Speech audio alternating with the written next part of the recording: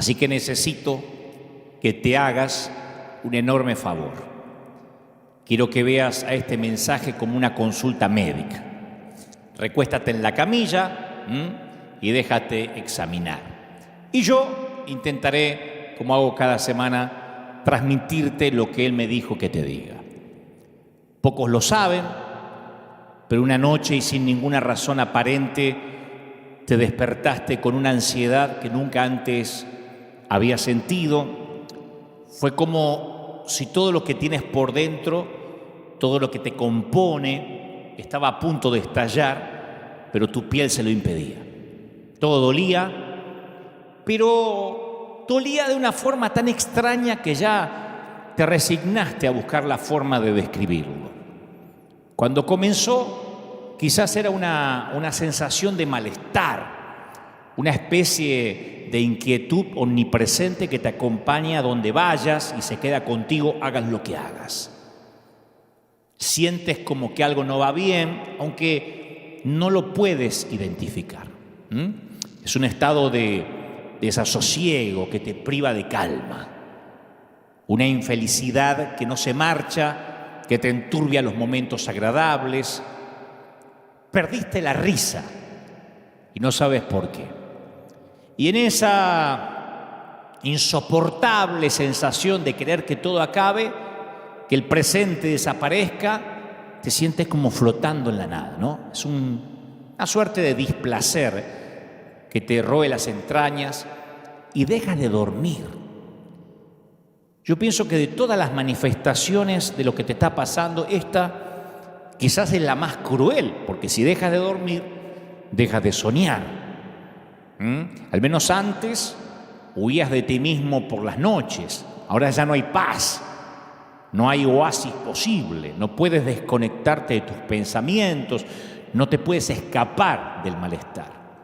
Y al principio dejas de disfrutar, nada te satisface, todo te irrita, y cuando te das cuenta, ya tienes el cuerpo de un zombi. Si te lastimas, parece que no duele, como una callosidad emocional y física. Y esa insensibilidad parece proporcional a lo profundo del pozo en el que estás hundido.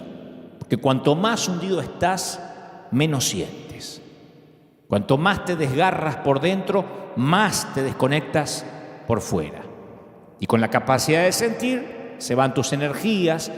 Continúa, yo sé que has continuado. Hace un año que vienes así, pero en modo piloto automático. Haces la tarea de la casa, haces las compras, sales a trabajar, pero no estás ahí. La depresión duele. Y no es una metáfora. Hace mal, la sientes en el pecho, en la cabeza, en las entrañas. Y la gente de la iglesia nunca ayuda, especialmente porque no te entiende, no entiende lo que te está pasando, ni le enseñaron a entenderlo. Entonces, cuando compartiste lo que te cuesta identificar que te pasa, te dicen que te pongas a orar, que te pongas a cantar. Alguno arriesga a decirte que reprendas la depresión, que te des un baño, salgas a la calle, que leas la Biblia. Pero nadie puede convencerte que van a dejar de dolerte los golpes en medio de la paliza. Solo quieres que los golpes se acaben, ya. Y el tema es que no eres impermeable a los prejuicios de los demás creyentes. Porque si se sabe o se corre el rumor de que recibiste un diagnóstico de salud mental o que estás tomando pastillas, seguro que estás en pecado o estás endemoniado o atormentado por el diablo. Entonces no buscas ayuda porque te espanta ser diagnosticado y ser enjuiciado por la iglesia. Los prejuicios evangélicos, como lo hemos dicho aquí cada fin de semana, son un grave problema sanitario. Y por culpa de eso, buscas ayuda cuando ya estás muy metido en la crisis y tienes más dificultades para recuperarte. No la buscaste antes porque tenías miedo justamente a la crítica, al prejuzgamiento. Y la depresión duele de una forma completamente diferente a cualquier dolor físico que hayas experimentado. Yo estuve en esa estación de la vida. No se deja comprender. La depresión, la tristeza crónica no tiene una solución inmediata. No eres plenamente consciente de que algo anda mal hasta que algo se rompe en tu interior. Y después te diagnostican, porque tarde o temprano tienes que ir a un profesional. Y ahí la sospecha que tenías se convierte en certeza.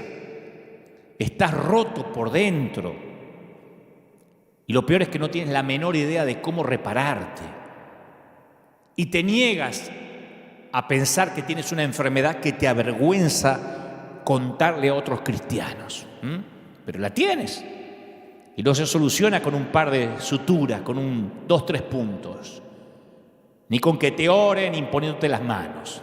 Ojalá fuera así de fácil, pero no lo es.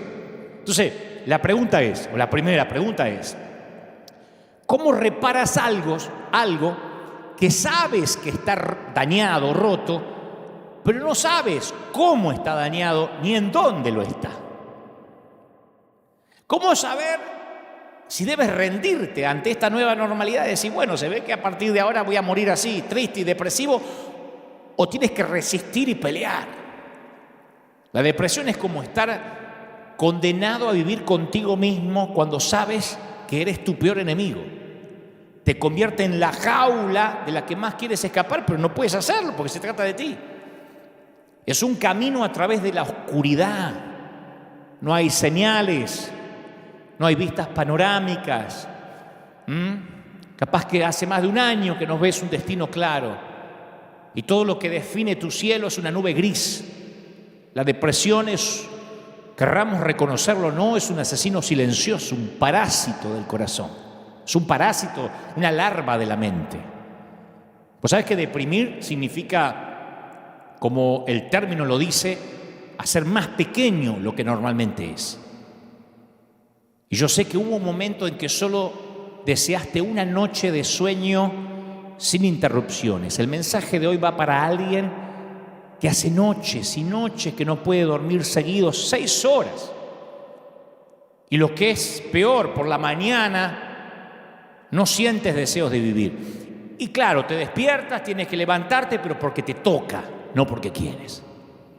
¿Y sabes qué es lo peor? Que el Señor me mostraba esta semana, que casi nadie te predica sobre esto. Casi nadie nos predica sobre esto. Cuando yo pasé momentos de estos, no me hablaron, no me decían que esto es parte de lo que me podía ocurrir.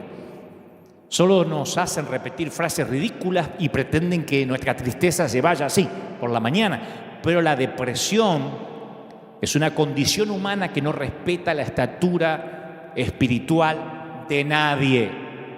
Grandes héroes cristianos sufrieron depresión.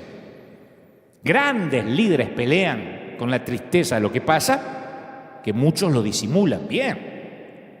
O continúan, o respiran hondo y sacan fuerza de algún lugar, pero hay un momento que terminan rotos, quebrados, quemados. Se acabó el verano, se terminó la primavera, y este mensaje es para los que están viviendo un invierno eterno. Sientes como si te hubieses mudado a la Antártida, al Polo Norte o al Polo Sur, el que te guste más. O sea que el Señor le dijo a Noé que él y su familia iban a ser librados de la destrucción venidera. Todos conocemos la historia de Noé, pero que iban a ser la esperanza del mundo. Y Dios le dice, yo establezco mi pacto contigo, le dice a Noé, y con todo ser viviente. De este momento en adelante yo estaré contigo, te daré una señal de mi pacto, que es el arco iris. El arco iris que no lo inventó la comunidad gay. Eso ya estaba en las Escrituras hace muchísimos años, cuando Dios lo puso como pacto de que no se iba nunca más a inundar la tierra. Entonces, cada vez que Noé veía el arco iris en el cielo, recordaba lo que Dios había prometido. Sabía que no estaba solo. Así que yo creo que Dios debe haber estado muy presente en los días de arco iris. Ahora, avanzamos unas pocas generaciones más. Un día Dios viene a un hombre que se llama Abraham y Dios le dice, yo voy a hacer un pacto contigo. De aquí en adelante ustedes serán mi pueblo y yo seré su Dios. Yo estaré contigo y te daré una señal del pacto. Y esta va a ser la circuncisión. Yo mientras meditaba en esto, digo, me imagino a Abraham diciendo, ¿y no hay más arcoíris? ¿No tendrás un arcoíris? Tiene que ser circuncisión el pacto. ¿No podríamos usar un anillo, un apretón de mano secreto o algo así? El día que Abraham se enteró de que había un pacto con él, se enteró también que era muy doloroso este pacto, ¿no? No era como el de Noé, pero fue inequívoco el pacto. Dios fue muy claro también con Abraham. En los días de arco iris es difícil no ver la presencia de Dios, porque está ahí el arco iris. O el pacto que Dios hizo con Abraham. En los días de arco iris, en los días de verano, en los días de primavera, el velo que separa lo natural de lo sobrenatural se vuelve tenue. Yo nunca tuve una experiencia como la de Noé, como la de Abraham, si no te la contaría, pero nunca tuve. Yo nunca presencié una visitación verificable, así de Dios de manera empírica, ¿no? Nunca he tenido una experiencia con Dios que incluya el departamento de efectos especiales del cielo. O sea, Dios me ha hablado, pero nunca sentí un trueno y me sentí volar y que estuve levitando sobre mi cama. No me ha pasado. Pero he tenido algunos lugares tenues en la tela de mi vida.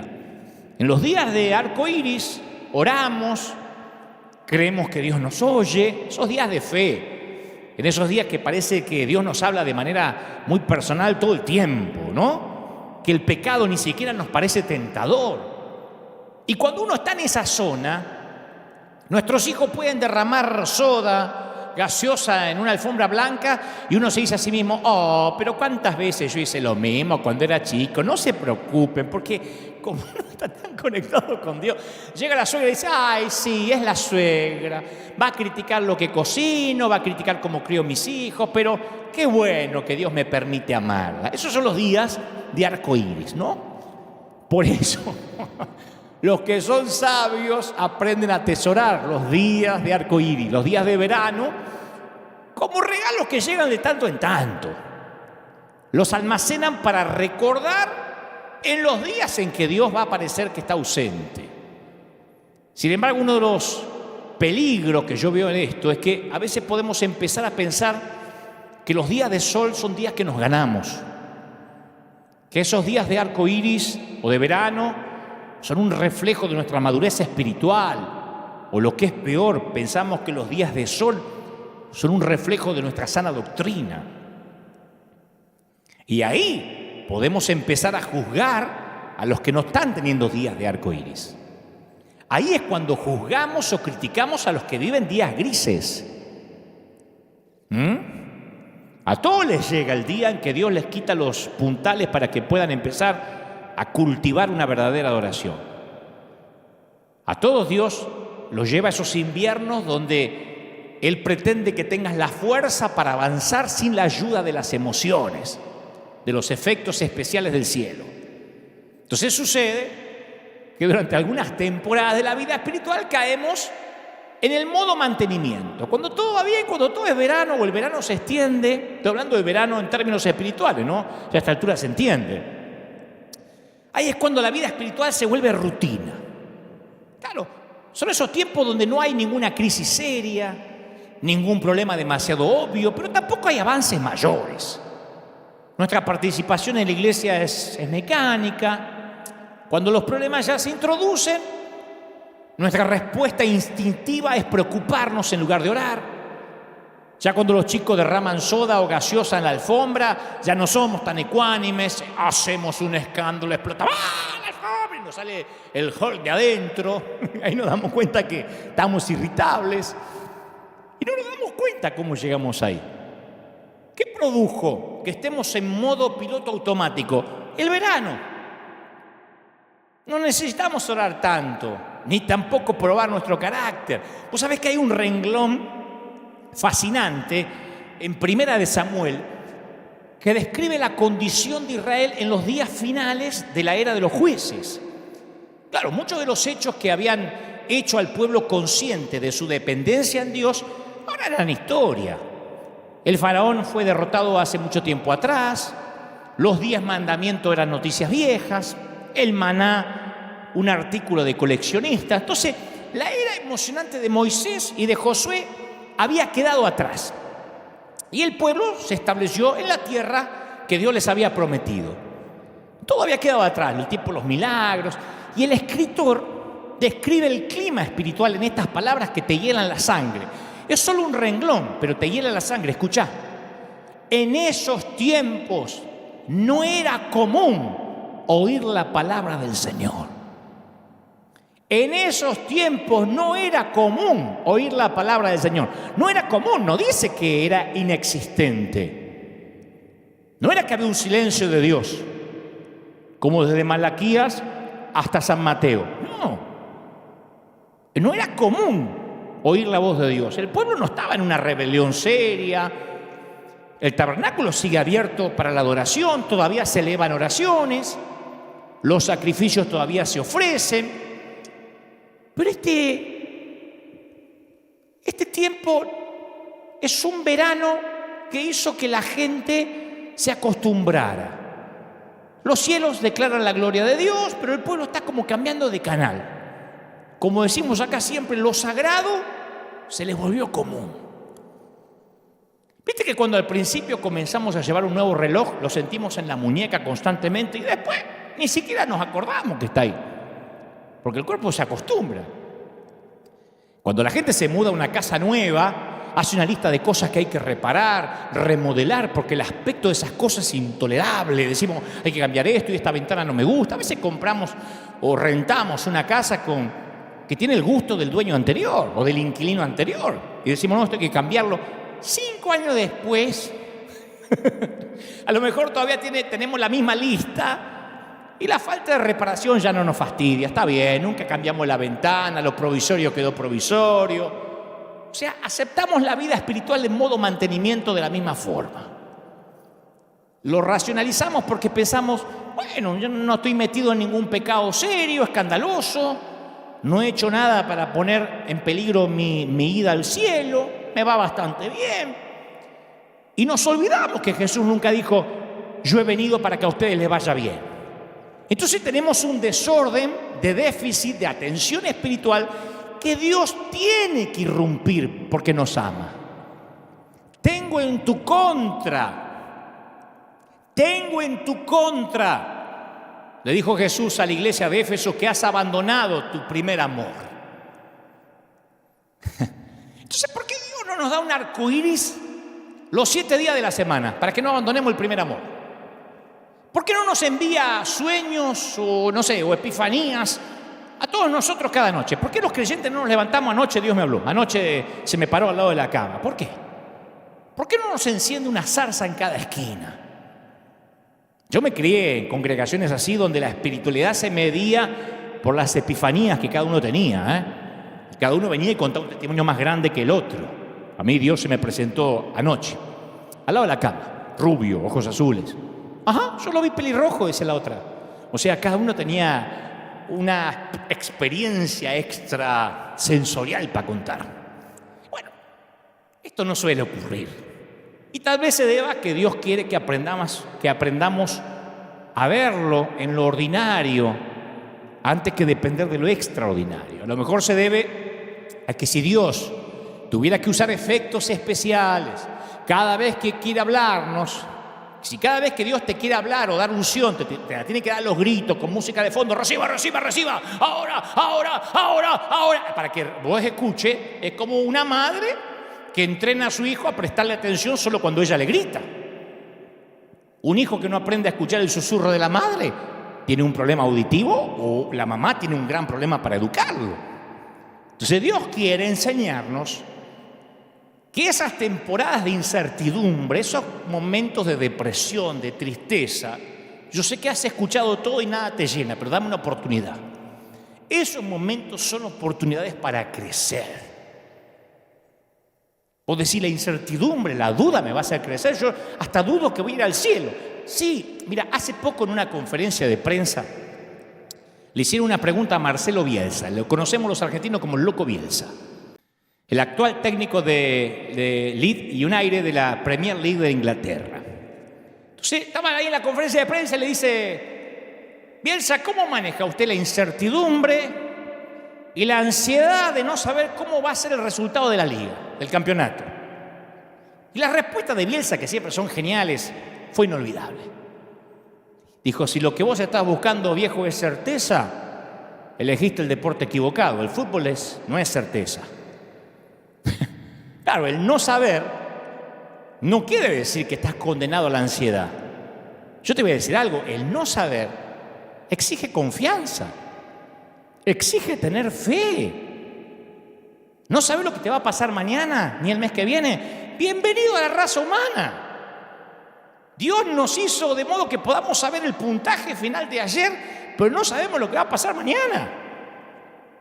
Eso no quiere decir que estamos condenados a la ansiedad. Quiere decir que si lo que estás buscando es certidumbre, es saber, bueno, elegiste ser parte de la especie equivocada. Aquí abajo hay que andar por fe, no se puede andar por vista. Entonces nosotros queremos ser capaces de predecir, queremos tener el control, pero el mundo de las personas es otro mundo. Cuando se trata de gente, confiar es mejor que controlar. Una de las primeras cosas que yo tuve que aprender como líder de una congregación, que yo no tenía que controlar a nadie, que tenía que enseñar y confiar. Es la única forma de hacerle honor a la libertad y a la dignidad de una persona. ¿Qué hace uno cuando confía en alguien? ¿Corre un riesgo o no? Voy a un restaurante que vos me recomendaste y estás corriendo un riesgo, yo también corro un riesgo. Corres un riesgo al recomendarme a si no me gusta y yo corro un riesgo en creerte. Leo un libro porque me decís que es bueno. Yo te cuento un secreto y veo si eres capaz de mantenerlo de manera confidencial. Corro un riesgo. Te pido que seas mi amigo, ¿me vas a traicionar? Te invito a que seas mi socio en el negocio, ¿me vas a hacer fracasar? ¿Qué sé yo? La confianza es algo que tiene lugar entre las personas. La confianza es lo que mantiene unido al mundo de las relaciones personales. Cuando confío en ti, yo tomo un fragmento de mí mismo, de mis cosas, de mi dinero, de mi tiempo, de mi corazón y lo pongo en tus manos. ¿Y sabes qué soy? Vulnerable. Yo te doy el regalo de mi confianza y vos me das el regalo de tu fidelidad. Ese es el don de la incertidumbre. ¿Está claro? Grabate esto. Mientras exista la duda, es el único tiempo en que necesitas la fe. Cuando las dudas desaparecen, la persona ya no necesita la fe. Aquí en River, y lo saben los que son de la familia, una vez por mes o una vez cada 15 días le suelo decir a la gente, si usted tiene problemas con el estacionamiento, si acá hay que hacer mucha fila para entrar, busque iglesia de queridos amigos y le nombro los pastores con nombre y apellido. Le digo, aquí está la querida iglesia de Dani de León, la iglesia del pastor Azurdia, llamada Final, tienen una Rick Warren si te gusta una iglesia gringa. Yo le doy nombres de colegas porque yo tengo confianza. Si no les gusta, ¿para qué quiero tener a alguien a disgusto en la congregación? Y yo sé que el control no le da dignidad, no le da libertad a la gente. Me tiene que pedir permiso antes de visitar otra iglesia. Ese control es inseguridad mía. Yo estoy seguro de lo que Dios me mandó a hacer y decir, punto. A lo mejor no te gusta más este menú y querés buscar otro. Esa es tu libertad. Yo te doy confianza. Y en mi confianza a lo mejor me das fidelidad, a lo mejor no. Si no me la das, quizás no me la merezco o no me la querés dar. Y esto es en todo. El escritor de Hebreos dice, sin fe es imposible agradar a Dios. Y es cierto, no podemos agradar a Dios sin fe. Pero sin fe es imposible agradarle a nadie. Tratá de hacer un amigo sin tener fe. El amigo te dice, ¿me prestás un libro? ¿Y qué me firmás de que me lo vas a devolver? Perdés el amigo. Tratá de casarte sin tener fe. Tratá de criar a un hijo sin aprender a confiar. En todo es fe. Y en todo se corre un riesgo. Por eso yo siempre tengo desconfianza de los que afirman a la ligera, porque no digo que todos los que lo dicen no es verdad, pero muchos a la ligera suelen usar, tengo una palabra del Señor, Dios me dijo, Dios me dijo. Hay gente que Dios le dice, pero hay gente que lo usa a la ligera. Yo suelo desconfiar de aquellos que creen conocer también a Dios, porque la mayoría de las veces lo que Dios le dijo coinciden con sus propios deseos. Me encuentro con muy poca gente que Dios le dice que deje un trabajo que gana mucho dinero por creerle a Dios por nada. Me encuentro con poca gente que Dios los envía, los saca de la comodidad y ellos dicen, ¿sabes que Dios me está mandando a un lugar sin comodidad? Generalmente Dios le dice cosas que les gusta a ellos, ¿no? Por lo general. Yo me acuerdo que en una ocasión cuando yo era chico, una mujer se puso en pie en la congregación. ¿Viste en esos tiempos que las profetas o los profetas podían interrumpir al pastor mientras predicaba? Vos dirás, ¿eso pasaba? Sí. El pastor estaba predicando y empezaba alguien... como un motorcito que se iba prendiendo, te iba avisando, guarda que viene una transmisión satelital. ¿Te acuerdas cuando estabas mirando la tele y eras chico y el gobierno, pum, te cortaba la película porque había un comunicado oficial? A partir de ahora, LRA, Radio Nacional, transmitirá desde casa de gobierno a la hora que sea. Bueno, así eran las profecías cuando yo era chico. El pastor decía, vamos a leer esta... La señal de ajuste te decía viene. Entonces se paró una vez ahí y dijo, tal como estuve con Abraham cuando dirigió a los hijos de Israel por el desierto, del mismo modo estaré con ustedes, dice el Señor. Y se sentó. Y todos amén, amén. Y entonces el esposo le susurra algo al oído a la profeta. Y la mujer se para de nuevo y dice, así dice el Señor. Me equivoqué, fue Moisés. Claro, yo digo, cuando estas cosas pasan, a las claras habla de que a veces decimos cosas que nos gustaría que Dios dijese, pero que Dios no está diciendo. Pero el punto es el siguiente. Job es un libro lleno de dudas. Job es el principal escéptico. De ese libro, el que más duda, el que menos sabe qué dice el Señor, es Job. Duda del carácter de Dios.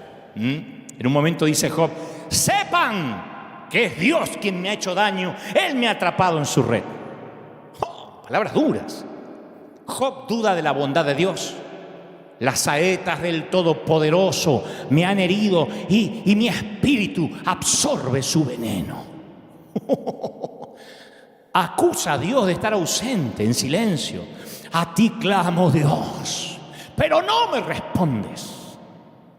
Y en cambio los amigos de Job están seguros de los caminos de Dios. Tratan de hablarle a Job en nombre de Dios para curar su duda. Sin embargo, cuando Dios habla, está del lado de Job y se muestra irritado con esos amigos que sabían o creían saber lo que Dios quería. Dice Dios, porque a diferencia de mi siervo Job, lo que ustedes han dicho de mí no es verdad. Entonces yo veo que de alguna manera hay más fe en la confusión y en la duda honesta de Job que en la certeza santurrona y religiosa de los amigos. Porque los religiosos siempre carecen de humildad de la incertidumbre. Viste que siempre hay gente que sabe lo que Dios piensa, sabe lo que a Dios le agrada, sabe la música que a Dios le guste, sabe la ropa que te tenés que poner que a Dios le agrada, conocen todo. Yo creo que si baja Dios y dice, te voy a decir lo que me agrada, no, yo sé lo que te agrada, así que cállate la boca. Porque ellos saben lo que piensa Dios, lo que siente Dios, lo que va a decir Dios, lo que va a hacer Dios, todo saben. Claro, y no aprenden porque la incertidumbre es lo que nos hace aprender. Y algunos, en algún momento lidiamos con las dudas, las tratamos de reprimir, las sofocamos, porque pensamos que está mal. Pero la incertidumbre es un aguijón que necesito para examinar no solo la evidencia, sino también mi corazón. Yo te digo una cosa, a mí me es más fácil creer en Dios en los días de sol, ¿cómo no? Cuando es verano la vida es fácil, en el invierno se complica. Capaz que podés mudarte a alguna parte del mundo para evitar el clima frío, capaz que decís, me voy a vivir a Cancún, a Florida, pero no hay un lugar en el que puedas mudarte para escapar del invierno espiritual. Y necesitamos aprender a aferrarnos a Dios cuando parece que Dios nos ha soltado. El invierno puede venir cuando alguien ha perdido su trabajo, tiene una profunda tristeza o incluso vergüenza, porque ya no está seguro ni quién es, sin su trabajo perdió su identidad, o por lo menos eso siente. El invierno puede llegar el día que te llega la noticia del resultado del laboratorio médico. Todos esos sueños que diste por sentado, que verías a tus hijos casarse, que envejecerías con tu cónyuge, que verías a tus nietos, que ibas a morir cuando estuvieras listo, de viejito, en una cama, ahora todo se te hace añicos. Tal vez el invierno viene cuando te sientes que fracasaste como papá, que eres abuelo y ningún nieto te quiere ver, porque tu hijo le habla mal a tus nietos.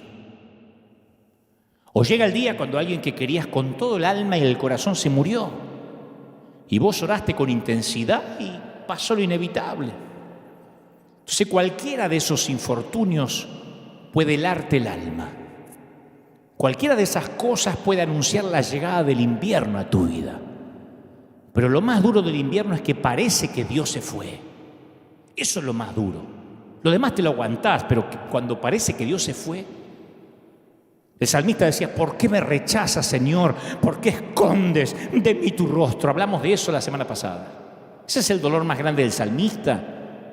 Vos sabés que hay ciertos libros de la Biblia, Eclesiastés, Lamentaciones, muchos de los salmos son libros invernales. Pero en toda la historia humana nadie ha incorporado el invierno más que Job. Cuando uno va a la historia de Job, al principio es como debería ser. Dice Job, era un hombre recto, intachable, que temía a Dios y vivía apartado del mal. Tan cauteloso era el tipo que ofrecía sacrificios diarios por sus hijos. Decía: por si acaso estos vagos pecaron. Tal vez estos cabezas de termo pecaron, así que por la duda yo voy a ofrecer un sacrificio. O sea que no solo estaba pendiente de él, sino de la familia. Y la cantidad de bendiciones que recibe Job es proporcional a la cantidad de obediencia que ofrece. Al tipo tendría que haberle terminado bien sus días. Con la vida que tenía que haber vivido un eterno verano, ¿o no? Temeroso de Dios, nunca dejaba de ofrendar, amaba a Dios, recto. ¿Por qué no vivió un eterno verano? Primavera al menos. No, el invierno le llega a Job. Y el invierno es una temporada en donde cosas muy malas le suceden a un hombre muy bueno. Hay una disputa entre Satanás y Dios, y a Satanás se le permite desatar el caos, el invierno en la vida de Job. Ahora vos imagínate un teatro con dos escenarios, un escenario más abajo y otros más arriba. Como estás leyendo el libro, estás viendo los dos escenarios. Somos testigos preferenciales. Es esencial esto en el relato, porque nosotros sabemos lo que pasa en ambos escenarios, lo que pasaba en el cielo, pero lo que está en la tierra, en el caso de Job, ellos no saben lo que pasa en el cielo. Todo lo que ellos pueden ver es lo que está sucediendo ahí en la tierra. Entonces todo lo que Job sabe es que perdió su ganado, su riqueza, sus criados y sus hijos. La pregunta clave en el escenario superior, de hecho la pregunta clave de todo el libro de Job, viene cuando Satanás le pregunta a Dios: ¿y acaso Job te honra sin recibir nada a cambio? En otras palabras, Satanás está diciendo: Job es devoto a ti y te adora porque le conviene a sus intereses. Satanás está acusando a Dios de ser ingenuo. Le está diciendo: te timaron. Job te timó, es un estafador. Te adora porque le das. Tú piensas que Job te ama. Te ama como los nenes aman al vendedor de helados. La manera en que las mujeres veteranas aman las cremas y el botox. Cerrale la llave de las bendiciones y verás lo rápido que Él cierra la llave de la adoración. Y eso es lo que Dios le permite hacer a Satanás, que le cierre la llave de las bendiciones. Viene la mujer de Job y lo maldice, dice: maldice a tu Dios y morite, maldecilo a Dios y morite. Siempre miramos esta declaración de la mujer como diciendo: qué arpía, qué bruja. Pero yo la entiendo en un punto. Esta mujer perdió todo lo que tenía, incluyendo a sus hijos. Esta mujer está muy dolorida. Y el dolor te hace sentir cosas demasiado feas y odiosas. ¿Y sabes qué dice el escritor? A pesar de todo eso, Job no pecó ni de palabra. aclara, ni de palabra. O sea que en su corazón ya Job había empezado a luchar. Y entonces aparecen los amigos de Job, ¿viste? Que oyeron todo lo que a Job le estaba pasando. Job antes era famoso por su riqueza, por su grandeza, ahora es famoso por sus problemas y su sufrimiento. Ya no subía fotos felices con la familia en Instagram. Y como desapareció de las redes y no había tantas fotos familiares, se preocupan los amigos. Y es tan fuerte el amor de los amigos, es tan fuerte lo que sienten por él, que dicen, mira, vamos a ayudarlo en su aflicción, vamos a sentarnos junto a él y a beber su angustia. Es noble lo que los amigos sienten al principio. Las Escrituras relatan que a la distancia lo vieron a Job, que estaba tirado en las cenizas, y casi no lo reconocieron. Y se echaron a llorar a voz de cuello, rasgándose las vestiduras, arrojándose polvo y ceniza sobre la cabeza. Habían oído que la estaba pasando mal el tipo, pero nada los preparó para esto. Y el relato continúa, y durante 7 días y 7 noches se sentaron en el suelo para hacerle compañía. Y ninguno le decía nada porque veían cuán grande era su sufrimiento. Vos imaginate lo que sería sentarte en silencio por alguien 7 días. Es una acción poderosa. Fue tan poderosa que llegó a ser parte de la vida judía. Hasta hoy los judíos hablan de sentarse Shivá. Literalmente significa sentarse 7. Sentarse 7 días. Los judíos acostumbran que los amigos vienen y se sientan por un periodo de una semana con el enlutado, con el afligido. Es el más grande ejemplo bíblico de lo que Pablo después le ordena a los romanos. Lloren con los que lloran. Lloren. Fíjate vos que nos olvidamos de eso. Es como que en la iglesia nos dicen, no, ustedes tienen que reír con los que ríen. Y los que lloran, hay que hacer los que rían. Lloren con los que lloran. Si no hubiese dicho Pablo, busquen una explicación para darle respecto a por qué están llorando. ¿Qué es lo que más le molesta al que está sufriendo el invierno, la depresión? Que le quieran buscar una explicación. Pablo hubiese dicho, recuérdenle que todo va a salir bien, que se dejen de llorar, que confiesen la victoria. No, lloren con los que lloran. Porque si vos te estás muriendo de frío en el invierno y alguien te quiere explicar de que el frío no existe, que lo rechaces, que te empoderes en contra del frío, lo que necesitas es que te abriguen.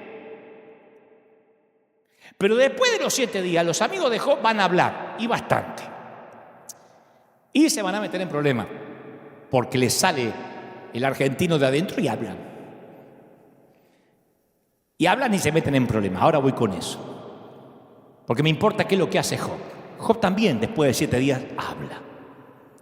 Y ojalá que pudiera repetir lo que dijo al principio, en la primera oleada de invierno, cuando en el capítulo 1 dijo, el Señor me ha dado y el Señor me ha quitado. Bendito sea el nombre del Señor. Si él hubiese repetido esas palabras que dijo en el capítulo 1, ahí la prueba se acababa. Job sería un librito cortito. Pero en vez de eso dijo, dice la Biblia que después de esto Job rompió el silencio para maldecir el día en que había nacido. Maldito el día de mi cumpleaños. Esta es la clase de cosas que mantiene a Job fuera de los congresos de empoderamiento, ¿ves? No lo quieren invitar.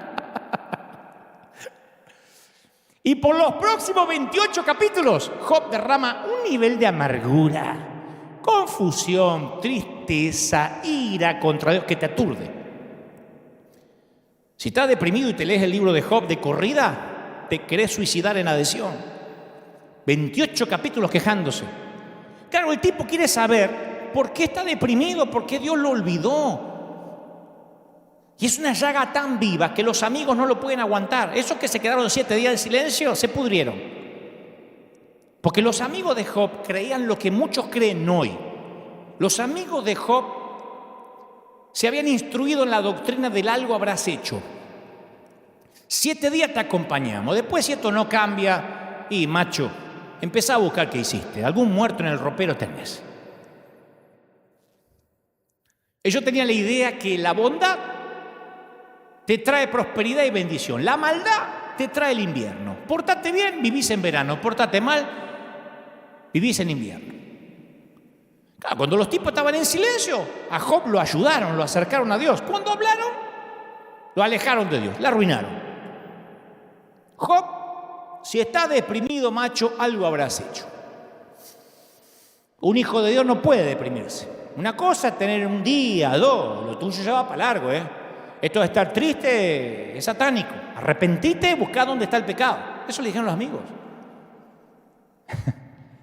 Yo digo, no puede ser tan actual. Viste que uno dice, el libro de Job es viejo. Estos argumentos que expresan los amigos de Job, decime si no se repite en nuestras iglesias. Cuando estás en el invierno, lo que más empeora en el dolor son los propios creyentes. Me ha pasado a mí muchas veces. Estás en el hospital, la estás peleando, ¿viste? Viene alguien y te dice, ¿sabes por qué estás acá? Porque querés. Tenés que hacer guerra espiritual, querida. Y reclamar la salud que te robó el diablo. La querés matar y decir, Señor, yo te la mando a esta. Estás ahí orando por tu papá, por tu cónyuge, por tu hija, y viene alguien y dice, ¿sabes por qué no se sana? Porque le falta fe. Es decir, tu abuela. Vamos, levántese de esa cama, salga debajo de la sábana, que eso de estar deprimido no es de Dios. Un hijo de Dios no tiene que tomar medicamentos ni pastillas, y te las agarra y te las tira por el inodoro, lo querés matar con lo que te salieron la pastilla. Entonces asociamos el bienestar con la presencia de Dios y damos por sentado que el sufrimiento, que la depresión significa algo habrás hecho mal. Tras lo que te está pasando, la culpa de qué hiciste mal para estar así. Fíjate que nadie escribe un libro, ¿dónde está Dios cuando todo me va bien? ¿Dónde está Dios en los veranos? ¿Quién cobra una herencia?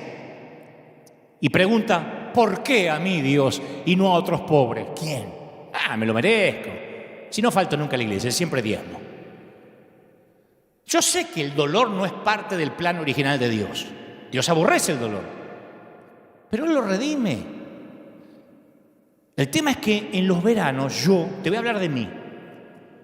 En los veranos espirituales yo me tiento a pensar que es debido que mi éxito, mi riqueza, si es que la tengo, mi reputación, si es que la tengo, mi virtud, si es que la tengo, todo es porque estoy haciendo las cosas bien, porque tengo el control. Y en el invierno lo primero que aprendo es que yo no controlo las cosas, ni siquiera mi salud.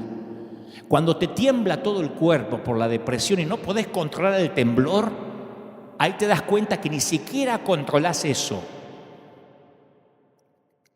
Alguien alguna vez dijo que la diferencia más grande entre Dios y yo es que Dios nunca se cree que soy yo. Nosotros sí en un momento nos creemos que somos Dios. En el dolor nos damos cuenta, yo no soy Dios. Por supuesto, esto no quiere decir que vamos a acercarnos a quien está sufriendo depresión y decirle, son buenas noticias, estás creciendo. No, esto es más profundo, más misterioso que eso, no es tan lineal. Job pasa la mayor parte del tiempo quejándose a Dios. Y en los libros de invierno de la Biblia, la mayoría de las personas se queja. Fíjate esto, cual si fuéramos ovejas, nos has entregado para que nos devoren, Señor. Nos dispersaste por las naciones. Vendiste a tu pueblo demasiado barato y no ganaste nada con esa venta. Todo esto nos ha sucedido. Estoy leyendo el Salmo, o estoy recordando el Salmo 44:11. Todo esto nos pasó a pesar de que nunca nosotros faltamos a tu pacto. Está en la Biblia. Nos vendiste y no ganaste nada. Nos remataste. Los israelitas dedicaron más salmos a quejarse que a cualquier otra categoría. Y vos sabés que en el mundo antiguo estas oraciones de queja no tienen paralelo con ninguna otra religión. Nadie se atreve a orarle así a Mahoma, al Buda. En ninguna otra cultura la gente oraba a su Dios en un lenguaje tan franco, incluso tan rudo. Salmo 44:19, ¿sabés qué dice? Tú nos arrojaste a una cueva de chacales. ¡Despierta, Señor! Fíjate que falta respeto. ¿Por qué duermes? ¡Levántate!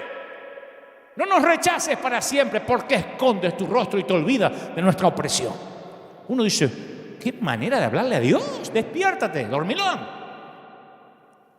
Solo Israel de todo el mundo antiguo elevaba esta clase de oraciones de queja. Esto es lo que hace estas oraciones tan poderosas y una parte tan importante de nuestra vida espiritual. ¿Vos me estás diciendo que quejarse, faltar el respeto a Dios? No. Cuando somos francos, cuando no somos hipócritas, cuando vamos a Dios de manera auténtica, orando, Dios viene en el invierno.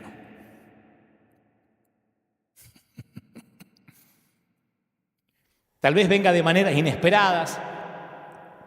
Yo conocí a un tremendo líder, tremendo predicador, acaso uno de los mejores que haya conocido, que sufría de depresión neurótica. Muy pocos lo sabían. Y en cierto punto de su vida dejó de predicar porque no se sentía calificado, se ocultó. Y gracias a la ayuda de psiquiatras, de profesionales, algunos cristianos, otros no, logró salir adelante.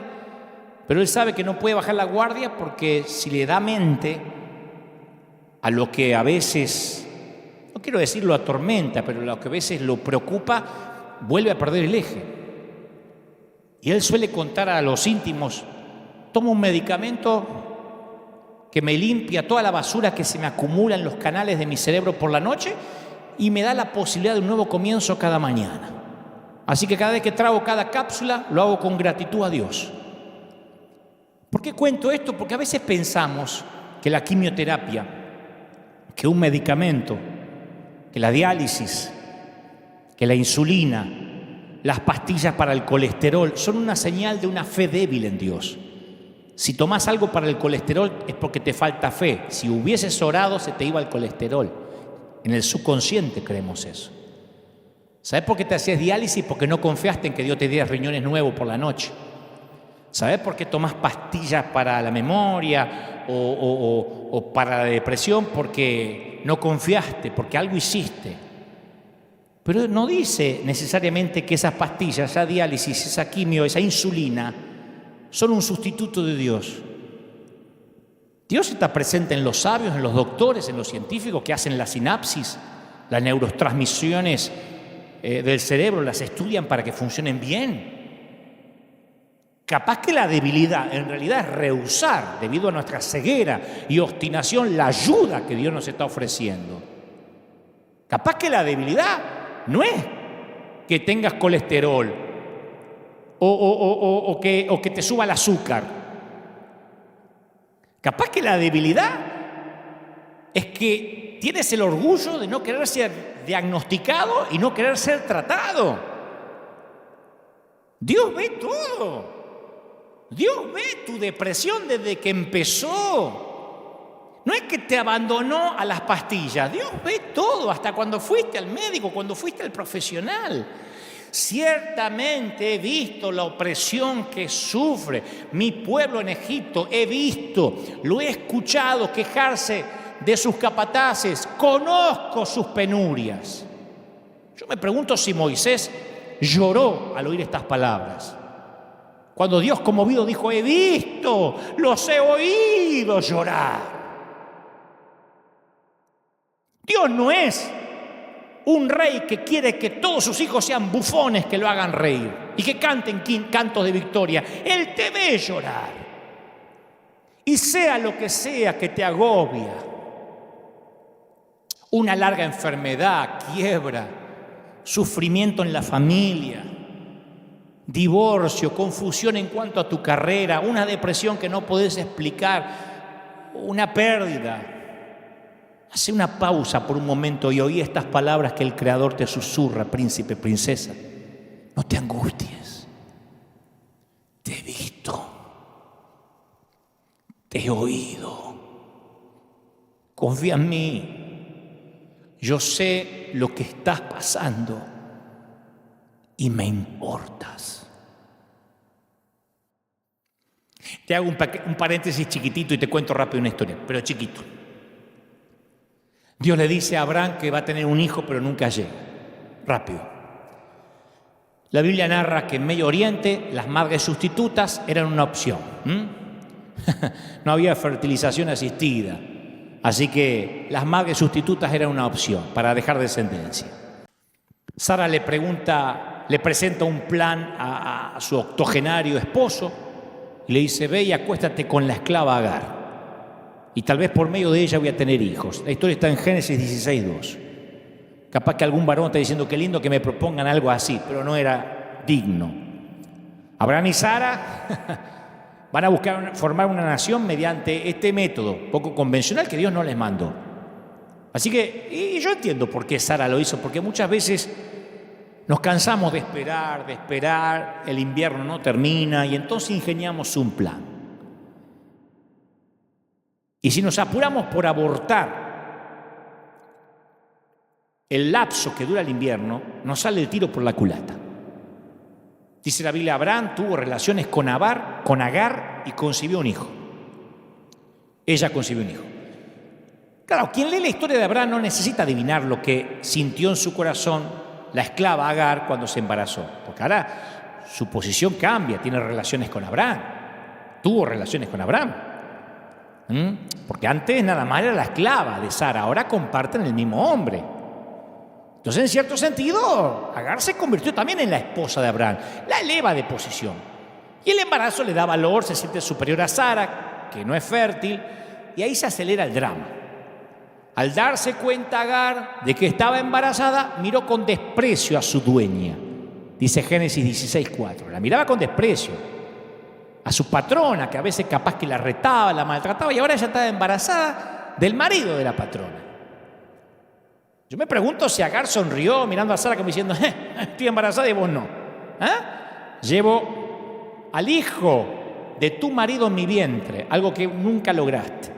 Y claro, Sara se enfurece, la empieza a maltratar. Agar no aguanta más, para hacer la historia corta, huye, escapa del hogar de su amo. Me cuesta mucho definir en esta historia quién es el héroe, quiénes son los villanos, porque todos tienen culpa.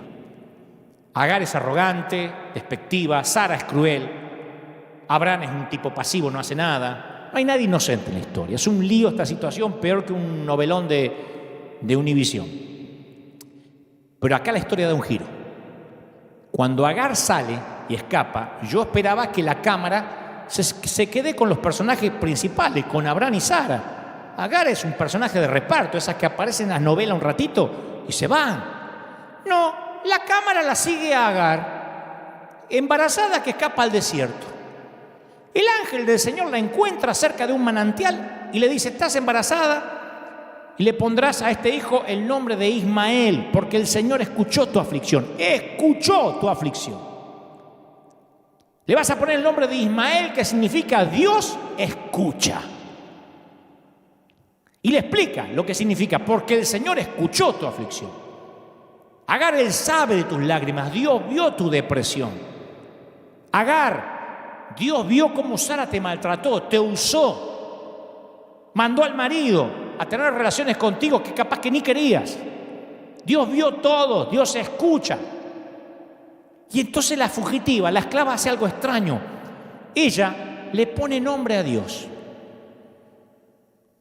Dice: como el Señor le había hablado, Agar le puso por nombre el Dios que me ve. Me fascina, el Dios que me ve. Ahora he visto al Dios que me ve. Génesis 16:13. El Dios que me ve.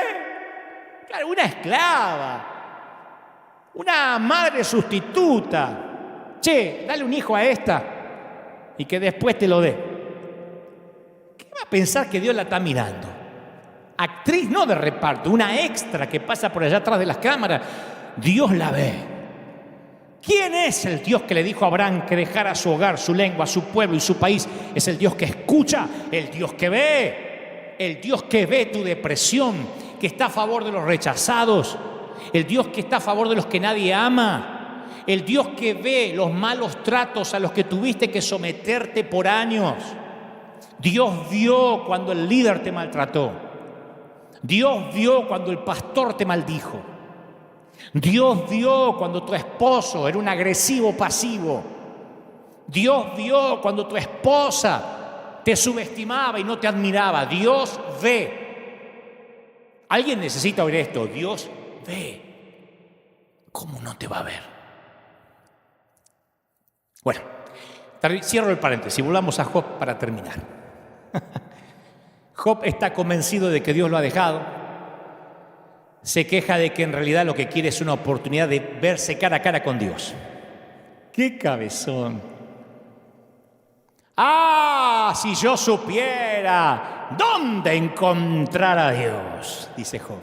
Está enojado, en mi país diríamos está calentito. Si pudiera llegar donde Él habita, expondría mi caso ante Él. Llenaría mi boca de argumentos. Tené cuidado con lo que pedís. Job recibe su deseo. Yo le voy a llenar de argumentos en la jeta, le voy a tirar los argumentos a Dios, dice Job. Y el Señor le respondió a Job desde la tempestad. Se desata una tempestad porque Dios no es que aparece ahí no apareció en un murmullo con angelito. Se desata una tempestad. ¿Vos querés pelear? ¿Vos sos macho? Ahora vas a ver lo que es el macho. Y aparece Dios. Y Dios no lo deja hablar. Le hace un montón de preguntas retóricas que Job no puede responder. Paf, paf, paf, un cachetazo detrás del otro. Ahora voy a decir, ¿por qué Dios hace esto? ¿Porque abusa del más chiquito? No. Dios le quiere mostrar a Job que Él cuando bendice lo hace de manera extravagante y que nadie le gana a Él en bondad. Yo sé que nunca lo viste así, pero seguime. Job 38:25. En Job 38:25 le dice Dios a Job, porque Job ya está todo apichonado así. Dios se le aparece, ¿quién abre el canal para las lluvias torrenciales? ¿Quién riega las regiones despobladas, desiertos donde nadie vive, para saciar la sed del yermo desolado y hacer que en él brote la hierba? Ahí entendió Job por dónde iba la cosa, porque la vida de Israel dependía de la lluvia. Y jamás un judío desperdicia nada, menos agua. Y Dios le dice, ¿quién riega los desiertos donde nadie vive? Dios le está diciendo, yo soy un Dios de gratuita bondad, generoso en exceso, amante de lo irracional, riego el desierto. Dios es bueno sin ninguna razón, es bueno porque le encanta dar. Él envía ríos de agua viva que fluyen debido a la pura generosidad exorbitante. Dios le dijo, yo sí quiero riego el desierto. ¿Y qué? Yo soy re heavy. Yo sí quiero riego el desierto. ¿Y qué? Le dijo Dios. Yo sí quiero riego el desierto y te lo riego. Y no hay nadie viviendo y te lo riego. Y hago que brote hierba porque se me antoja. Es una tierra salvaje donde no vive nadie. Y está llena de belleza y gracia porque yo hago llover ahí. Podría no hacer llover, es desierto, yo hago llover. Y hay más. Ya Job no quiere terminar la charla ahí, pero Dios se va a quedar hablando. Dios se pone creativo. Dios se deleita, y se lo dice, en crear animales que no sirven para nada. Job 39:13 dice, el avestruz es un animal bobo y aletea sus alas con alegría como si pudiera llegar a alguna parte. La hembra del avestruz, Job, la hice para que ponga los huevos y no se recuerda dónde los puso los huevos. Le está diciendo, no es digna de ninguna inversión, pero cuando corre se ríe de los jinetes y los caballos. Le está diciendo a Dios, yo si quiero hago un ave que pone huevos y se olvida dónde los puso. Porque tenía ganas de hacer un avestruz. Yo hice a Behemoth, dice Dios, que se cree que es el hipopótamo. El hipopótamo no tiene ningún uso, no sirve para nada. Pasa a un zoológico y sale de abajo y hace... se mete por abajo y dice, ¿para qué sirve semejante bicho? Y dice Dios, ¿quién se atreve a capturarlo? ¿Quién lo atrapa y le perfora la nariz? Como se hace con los bueyes, ¿viste? ¿Quién le perfora la nariz? sos macho, perforale la nariz al hipopótamo. Claro, el mundo antiguo consideraba al hipopótamo como un monstruo caótico que había que destruir, pero Dios dice no. Y agrega, entre mis obras ocupa el primer lugar. Cuando vos te pregunté, después del ser humano, o antes de crear al ser humano, ¿cuál fue el animal que Dios dijo, con esto me lucí? El hipopótamo. Es como que dijo, lo mejor que hice, estaba creando a full ese día. Ese día estaba full. Estaba creando a full y hice el hipopótamo. Ese día estaba reinspirado. Me levanté una mañana y dije, ¿qué puedo hacer? Me voy a hacer un hipopótamo. Job está así. Dios se deleita en el toro salvaje que nunca lo podés usar para el arado. Dice, me deleito en el asno salvaje que nunca va a ser domado y que se ríe del arriero. En el leviatán, que era una bestia marina, que nadie puede atrapar. La pongo ahí en el agua y no lo pueden pescar. No hay nada, dice Dios, en el mundo que se le parezca. ¿Por qué Dios le dice todo esto a Job?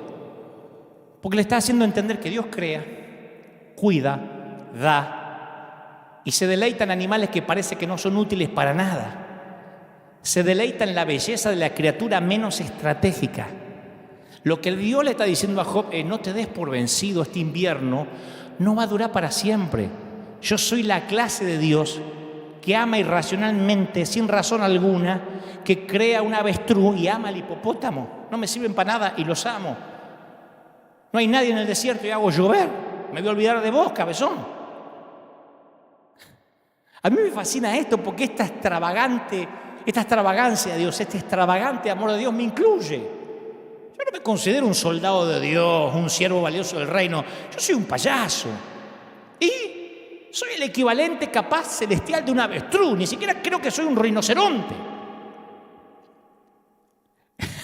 No fuimos hechos para ser perfectos, fuimos hechos para encantarle. Yo creo que Dios se ríe conmigo. Me fascina. Como que Dios dice, mira, hice a Dante. Mira qué raro que es el tipo. Le preguntan si es pastor y dice que no. Hace 50 años que no se cambia el peinado. Mirá, y lo amo. Claro, Job nunca se entera de la conversación que hubo en el cielo. ¿Viste? Es como nosotros que vivimos en el escenario de abajo. El invierno viene, no sabemos por qué. Pero Job descubre algo. Haya Dios. En un momento dice, de a oídas te había oído, pero ahora mis ojos te ven. Ya esa frase es suficiente para redimir tu invierno. Con esa frase te digo algo, vale la pena el frío.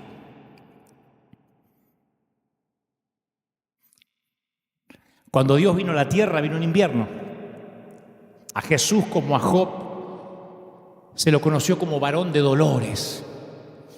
Él mismo atravesó el invierno de la ausencia de Dios. ¿Te acordás? Dios mío, ¿por qué me has desamparado? Y después voy a la mayor parte del último capítulo del libro de Job y es un epílogo porque Dios le dice a los consoladores de Job, a los amigos, estoy muy irritado con ustedes.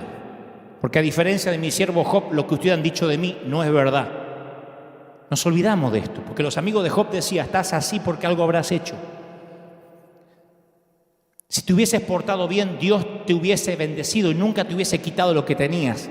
Y Dios se irrita y dice, eso es mentira acerca de mí. Yo no soy el genio de la lámpara que se me frota y doy deseos. Él habló bien de mí, con todas sus dudas, enojado. Pero ustedes no. Imagínate el asombro de los tipos. Job se queja de Dios y ellos defienden a Dios. Claro, porque no tenés la sana doctrina. Te pasó eso porque tu mujer se cortó el cabello. Y Dios se asoma y dice, no, Job tiene razón. Ustedes no, cabezas de termo. Ustedes no tienen razón. Claro, a Dios le revolvió la panza, el estómago, que estos tipos repitieran la acusación de Satanás. ¿Sabés por qué te ama Job? Porque lo bendecís. Cerrale la llave de la bendición y él va a cerrar la llave de la adoración. Y estos tipos van y repiten las mismas palabras de Satanás. Si haces las cosas bien, Dios te va a bendecir. Por eso Dios se irritó. Le dice, Job, ora por ellos para que los perdone. Me imagino la conversación que tuvieron estos religiosos con Job. Tuvieron que ir a pedirle, ora por nosotros para que nos perdone. Tuvieron que cambiar su doctrina. Y luego, en las palabras finales, escuchá esto, porque esto te va a partir la cabeza como me la voló a mí. Pues yo te dije que esta era una charla de café con Dios que ibas a tener. En las palabras finales el escritor dice algo que nosotros lo pasamos por alto, pero los lectores antiguos lo habrían captado. Dice que Job tuvo más hijos, Dios lo bendijo, el doble. Y luego da los nombres de las hijas de Job. No da los nombres de los hijos, da los nombres de las hijas.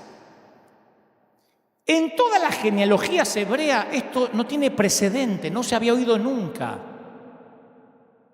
Primera vez que se conoce el nombre de las hijas en una genealogía. Pues sí, ¿por qué? Es más, los nombres son re extraños. Viste que los nombres de la Biblia son expresiones del carácter, de la intención divina. Te llamarás Israel, príncipe con Dios. Los nombres hebreos son muy serios porque expresan una virtud, un carácter, una verdad teológica. Los nombres de las hijas de Job son nombres que significan, que tienen que ver con la belleza. Una se llama Gémina, que significa paloma. Es una ave encantadora. La segunda hija se llama Cesia, que quiere decir canela, una especia muy delicada en esos tiempos. Y lo mejor es el nombre de la hija número 3, Keren Apuk. Keren Apuk, que quiere decir sombreado del ojo. Job le puso nombre de maquillaje, como si vos le pusieras a tu hija Séfora, L'Oréal París, Estée Lauder. No solo eso, déjame avanzar, Job le da una herencia. En el mundo antiguo, dominado por el hombre, un padre con 7 hijos ni hubiese pensado en dejarle algo a una hija. Porque los hijos varones eran los estratégicos, los útiles. Estaban obligados a cuidar los hijos varones de sus padres en la vejez. Las hijas no eran estratégicas ni indispensables. El dinero que iba a las hijas se usaba para cuidar a los padres de sus esposos. Al suegro, era como poner dinero en el fondo de pensión para otro. Así que, ¿por qué el escritor incluiría esto de la herencia a las hijas y el nombre de las hijas? Porque ahora Job se deleita y le da amor a las criaturas menos estratégicas. Ahora conoció a Dios y él está bueno, lleno de gracia. Ahora Job es generoso de manera extravagante. Es amante de una forma irracional. Él ama y da sin razón alguna. Che, no se le da herencia a las hijas. Yo sé. Si Dios riega el desierto, si Dios crea el avestruz que se olvida los huevos, creó el hipopótamo que no nos sirve para nada. ¿Te recuerda a alguien? Claro, Satanás estaba completamente equivocado en cuanto al viejo Job. El viejo sabía. Y la pregunta central en Job es, ¿puede un ser humano aferrarse a Dios, al amor, a la fe, incluso en pleno invierno? Sí. Sí, porque el invierno justamente es para eso. Job nunca vio el escenario superior, Nunca se enteró de la plática hasta que llegó al cielo, nunca se enteró. Me imagino que eso estaría grabado en el cielo. Cuando llegó, Dios le dijo, ¿querés que te ponga la grabación de lo que pasaba mientras que a vos abajo te rascabas con una teja? ¿Te cuento la charla de arriba? Se habrá reído. Es como cuando ves el making of, el backstage de una película, ¿viste? Y te muestra cómo hicieron los efectos. Ahí se enteró que su fidelidad tenía un significado cósmico. Nunca supo que había algo eterno en juego en su vida transitoria. Y ahí, sentado en el montón de ceniza, rascándose la llaga de su piel con pedazo de teja y ollas rotas, deprimido, confuso, Job descubrió que las personas en dolor a veces aprenden mejor que cualquier otro. No estaba solo, no estás solo. El cielo y el infierno están esperando ver qué haces o dices. Eso es lo que te está pasando en tu invierno. Te doy un consejo que no me pedís. Hay que confiar en el autor. Tienes que empezar a creer que Dios tiene una buena razón para mantener sutil su presencia en tu invierno. Porque eso permite a criaturas pequeñas y frágiles como nosotros, los seres humanos, la capacidad de amar de verdad, de escoger amar de verdad. ¿Viste cuando vas detrás de un patrullero? Te encontrás que hay un policía delante, por lo menos acá. Ahí bajás la velocidad rápido, no lo pasás. Y no necesariamente porque tenés un corazón bueno y seas buen conductor, te querés ahorrar la multa. Y Dios quiere que a Él se lo conozca, no de una manera abrumadora. Él no quiere quitarnos la posibilidad de un amor que elegimos con libertad. No quiere que digamos, no acelero porque me va a castigar. Él quiere que lo amemos. Uno nunca sabe dónde Dios se va a asomar, ni por medio de quién va a hablar, o en qué improbable escenario va a aparecer. Después de la resurrección, María Magdalena estaba directamente mirando a Jesús y pensó que era el jardinero, el empleado de servicio de jardinería. La Biblia dice que Dios está presente siempre, pero a menudo de maneras inesperadas. Dios viaja de incógnito. Es el maestro del disfraz. Cuando Dios descendió para estar con nosotros, Emanuel, se le llamó despreciado y rechazado por los hombres. Así que Dios descendió, nació en un pesebre, consiguió un empleo en la industria de la carpintería, serruchando madera y clavando clavos 8 horas al día. Dios estaba en cada página de sus contemporáneos, pero nadie lo reconoció porque todos esperaban a alguien que se pareciera al tipo que vemos en la bóveda de la Capilla Sixtina. ¿Dónde está Dios? ¿Querés que te diga dónde está Dios? Está justo al lado de tu cama.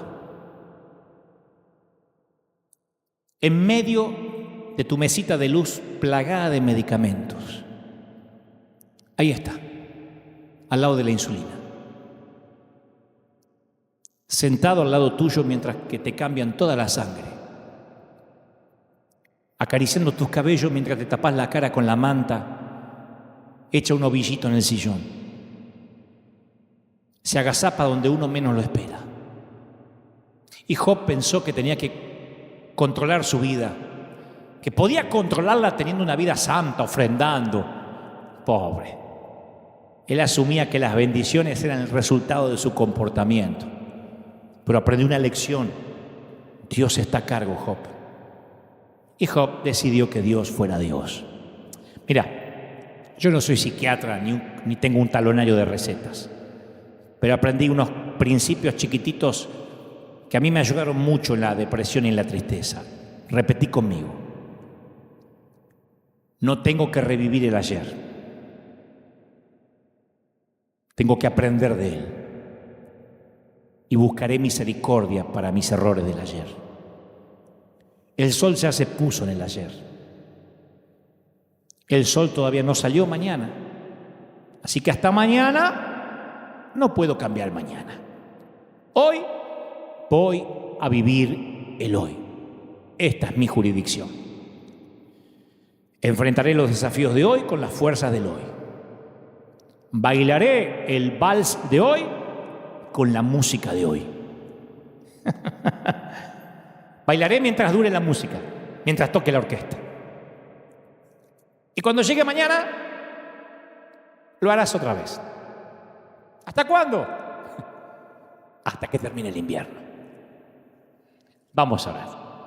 Padre, gracias por esta cuna de campeones, por estos obreros de primera línea, por estos generales que me permites hablarles semana a semana.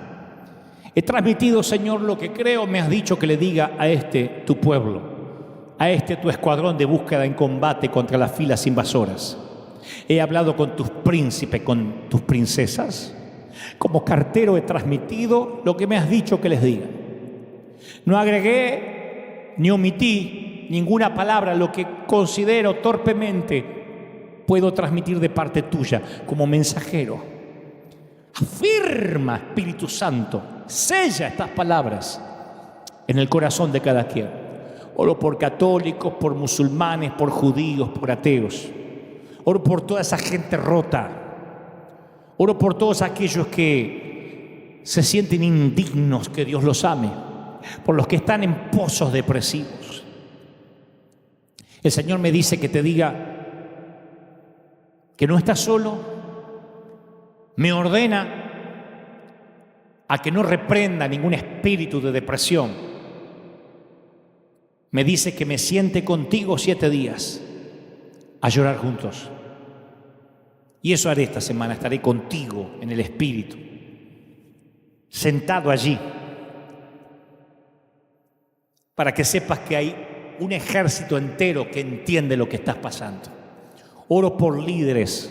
Sé que muchos pastores, esposas de pastores, evangelistas, profetas, maestros, qué sé yo, están en estados depresivos y han luchado para que no se les note porque interpretan que han perdido el favor, que la unción se les fue, olvidando que hay tiempo de reír y tiempo de llorar, veranos e inviernos, y que el invierno tiene que venir para que aprendamos a confiar en Dios más allá de las emociones. Te bendigo, mi siervo, te bendigo, consiervo, te bendigo, colega, te bendigo, mi amigo, te bendigo, soldado.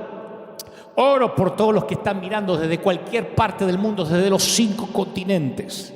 Oro para que la gloria del Espíritu llegue a los hogares, a las casas, para que cuando este invierno termine celebres y tengas como obsequio los días de verano y de arco iris, y cuando venga el próximo invierno digas: voy a crecer, voy a aprender. Oro para los que están hechos un ovillito ahora en una manta, bajo una manta, los que no se peinan, los que no se bañan hace días.